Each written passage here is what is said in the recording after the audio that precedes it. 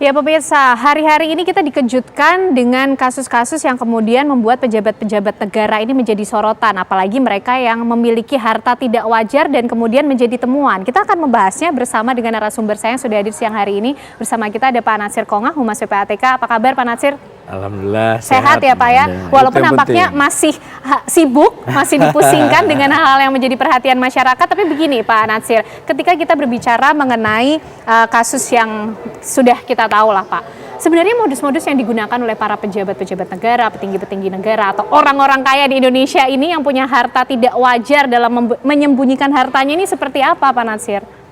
Ya modusnya banyak ya, ada yang sederhana, ada yang semi canggih, ada yang canggih ya. Kalau yang sederhana itu ya dapat suap, dapat korupsi, beli rumah, beli mobil, ya kemudian punya simpanan di sana sini gitu ya. Yang kadang-kadang simpanan itu ada dibelikan mobil, ada apa gitu ya.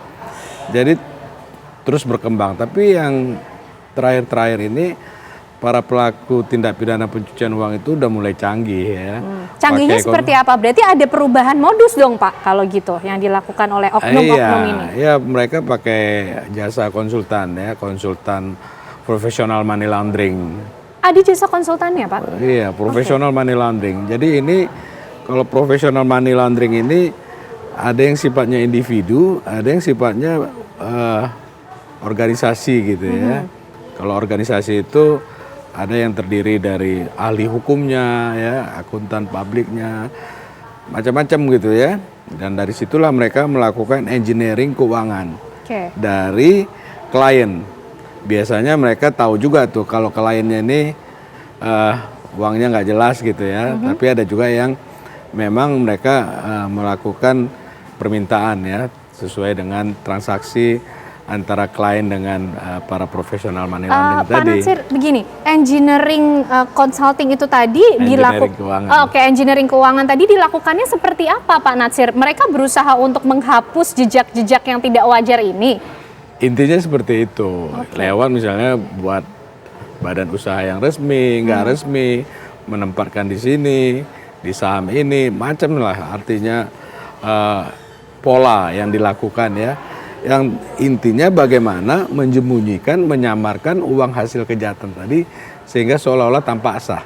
Itulah pengertian dari pencucian uang. Sehingga seolah-olah hasilnya ini resmi dari hasil kerja mereka yang wajar, kan begitu Pak Natsir? Dan penegak hukum sulit untuk melacaknya. Sesulit itu Pak untuk melacaknya?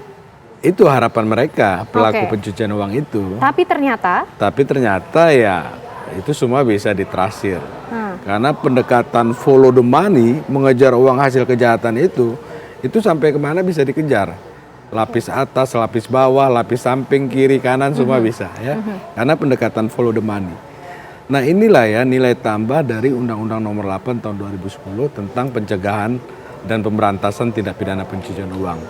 Di mana dengan mengejar uang hasil kejahatan tadi, mentrasir dana tadi, itu semua bisa ditelusuri ya. Dia beli misalnya barang mewah, kemudian juga mobil mewah, rumah, dan lain-lain itu bisa ditrasir.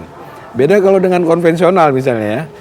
Kalau dulu kita lihat pelaku kejahatan di bidang kehutanan, illegal logging, itu yang selalu dipenjara tuh kan sopir truk, yang nebang pohon gitu kan.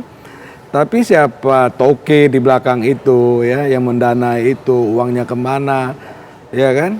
Malaysia, Singapura nggak punya hutan tapi bisa mengekspor kayu log nomor 1 di dunia, nomor 2 di dunia kan gitu. Begini gitu Pak Natsir, tapi ketika pejabat-pejabat negara, oknum-oknum yang tidak bertanggung jawab ini mencoba untuk menyembunyikan harta tidak wajar mereka Pak, ini kan biasanya modus-modus yang dipakai seperti kata Pak Natsir tadi, menyembunyikan dengan aset nama orang lain, bahkan yang tidak ada di lingkaran kerabat atau keluarga. Ini modusnya memang biasa seperti itu? Iya, itu supaya jangan mudah ya untuk dilacak oleh penegak hukum. Jadi menggunakan perusahaan-perusahaan yang bodong misalnya, atau perusahaan-perusahaan yang resmi tapi digunakan untuk media di dalam melakukan pencucian uang ya. Atau juga memakai nama-nama pihak-pihak lain ya, seperti itu. Oke, nah Pak, bagaimana kemudian PPATK bisa mendapatkan informasi, mengidentifikasi kalau harta itu kemudian disimpan atas nama misalnya pembantunya atau drivernya begitu Pak?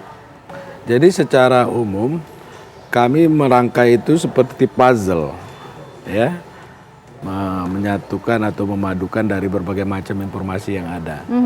Nah, tugas, fungsi, dan kewenangan PPATK itu adalah pertama menerima laporan. Ada yang disebut dengan laporan transaksi keuangan mencurigakan, LTKM pendekannya. Nah, ini kami terima dari penyedia jasa keuangan. Penyedia jasa keuangan itu ada bank, insurance, pasar modal, ya, money remittance, dan lain-lain. Ada juga pihak pelapor itu yang disebut dengan penyedia barang dan jasa, properti, agen properti, dealer mobil. Ketika dia beli Rubicon misalnya itu, dealernya harus wajib tuh melapor kepada PPATK karena nilainya di atas 500 juta ke atas. Nah, kemudian laporan transaksi keuangan mencurigakan, contohnya yang disampaikan bank lah misalnya ya, itu kita analisis. Ketika kita analisis ada indikasi tindak pidana pencucian uangnya, maka hasil analisis, hasil pemeriksaan itu kita sampaikan kepada penyidik. Penyidik dalam hal ini ada KPK, polisi, jaksa, ya, BNN, Bea Cukai, pajak, plus juga pegawai negeri sipil, ya, PPNS, penyidik pegawai negeri sipil. Itu oleh keputusan Mahkamah Konstitusi tahun lalu, ya, beberapa tahun lalu itu menyebutkan bahwa PPNS itu bisa dapat menyidik selain tindak pidana asalnya juga tindak pidana pencucian uang. Kemudian Mbak Ana, apa yang dimaksud transaksi keuangan mencurigakan? Transaksi yang di luar dari profil, nah, karakteristik dari nasabah itu. Seperti Pak? Terduga misalnya pegawai negeri sipil. Gajinya kan kalau 4 ABC itu kan sekitar 5 juta gaji pokoknya. Katakannya karena bekerja di instansi yang hebat ya, itu tunjangannya bisa 50-70 juta.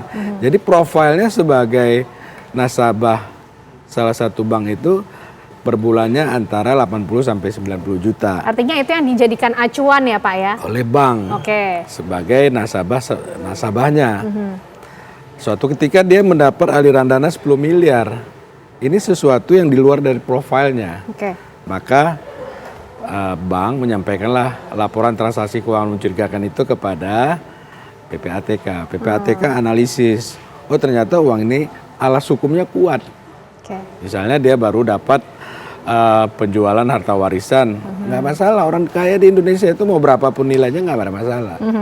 Yang jadi masalah, uang itu benar nggak, sah nggak? Artinya harus bisa dipertanggungjawabkan, tidak lewat pekerjaan yang bertanggung jawab, begitu ya Pak Natsir ya? Ana, gitu. Nah, tapi Pak itu kan kalau dari bank mungkin bisa dilacak ya Pak, follow the money, kemudian bisa di tracking transaksinya seperti apa. Yang menjadi perkara kalau cash and carry Pak Natsir? Cash juga gampang ya, meskipun ada effort yang agak berat juga untuk mendapatkan ya. Kasus ya orang pajak juga loh dulu kan misalnya ya. Dia kan dapat itu suap cash ya, kemudian dia simpan di deposit box di bank. Nah, banknya itu kan bisa kita periksa.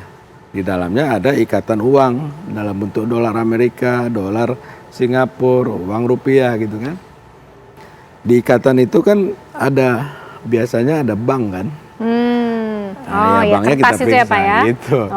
Dari situ kan bisa terlacak dia dapat dari mana, terus segala macam. Jadi PPATK ini juga terus beradaptasi, menyesuaikan dengan modus-modus yang digunakan ya Pak ya? Kita terus harus belajar ya, karena pelaku kejahatan juga melakukan pembelajaran, perbaikan diri dan lain-lain kan, kita juga harus lebih giat belajar. Betul, menarik Pak, supaya kita bisa belajar bersama untuk sama-sama mengawasi hal ini. Usai jeda pemirsa, kami masih akan kembali hadir untuk Anda dengan perbincangan masih dengan Pak Natsir di segmen selanjutnya.